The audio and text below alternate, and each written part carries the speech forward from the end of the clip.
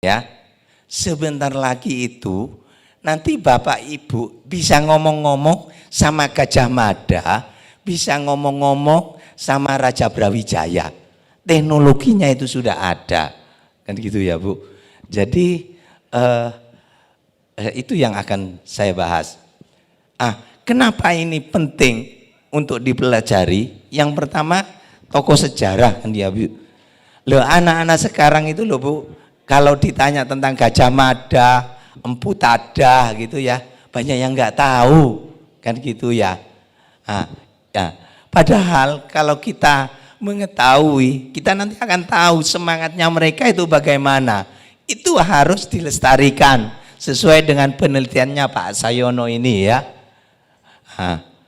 Kemudian bagaimana menyampaikan ya karakter tokoh-tokoh ini kepada anak-anak kita ya, ini supaya lebih menarik kan gitu ya. Kalau suruh baca buku kan sekarang sudah males kan gitu ya, banyak yang maunya sekarang gitu. Ini harus menarik penyajiannya.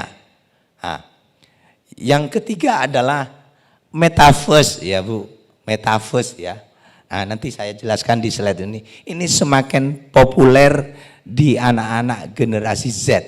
Jadi sekarang mainnya itu mereka dipakai Roblox, terus apalagi ya itu ya.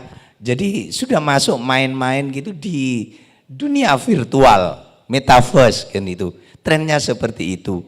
Makanya nanti kalau kita ingin mengenalkan topik-topik tentang sejarah tokoh itu harus disesuaikan dengan generasi yang akan datang. Penelitian yang terakhir bahwa avatar metaverse itu mempunyai kemampuan untuk berinteraksi dengan manusia. Jadi kalau misalkan di layar komputer gitu ya, sekarang itu sudah bisa kita ngomong-ngomong kan gitu ya, ngomong-ngomong dengan kayak orang-orangan kan gitu ya. Itu bisa dipersonalisasi. Jadi bisa diisi karakternya kan gitu. Oke, next. Contoh di play.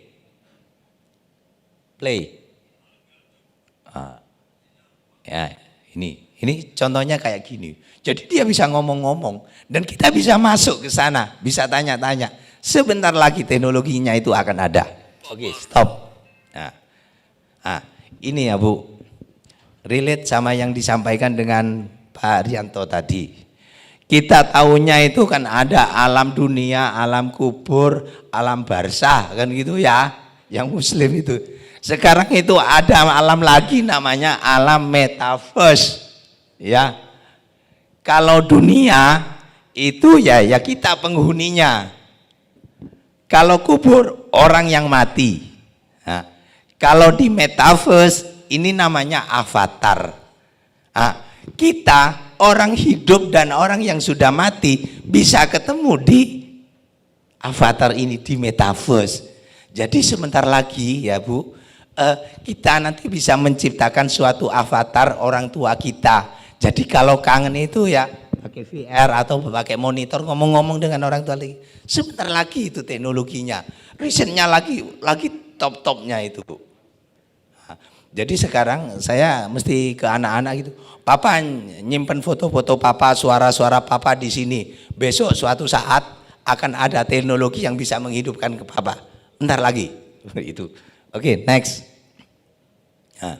Saya melakukan suatu review ya untuk mengidentifikasi kemampuan, manfaat teknologi, resiko, tantangan dan hambatan penggunaan AI dalam pelestarian tokoh sejarah. Jadi sebelum itu ada, saya ingin tahu ini bermanfaat apa enggak, apa resikonya kan gitu. Saya melakukan suatu systematic literature review. Next. Jadi pertanyaan penelitian saya ada 4 ya. Apakah ada studi yang menggunakan AI dalam presentasi tokoh digital? Kemudian kedua, masalah kemampuan AI bagaimana, masalah manfaat, teknologi, resiko dan tantangannya. Next. Metodologinya. Metodologinya menggunakan systematic literature review. Saya selalu kalau membuat suatu review menggunakan systematic literature review karena Scopus itu doyannya yang gini. Kalau literature review nanti dijawab begini, tulisan Anda kualitasnya jelek gitu ya. Jadi harus pakai yang ini, SLR gitu ya. Jadi SLR itu kan filosofinya gini. Kita punya beberapa pertanyaan yang ingin dijawab, kita punya setumpuk dari artikel, dari artikel A, B, C itu kita tanya kan gitu ya. Untuk misalkan RQ1 pertanyaan yang pertama dari artikel 1 itu apa isinya kan gitu ya. Saya nggak ada pointernya nih ya. Jadi seperti ini proses dari systematic literature review. Oke, next.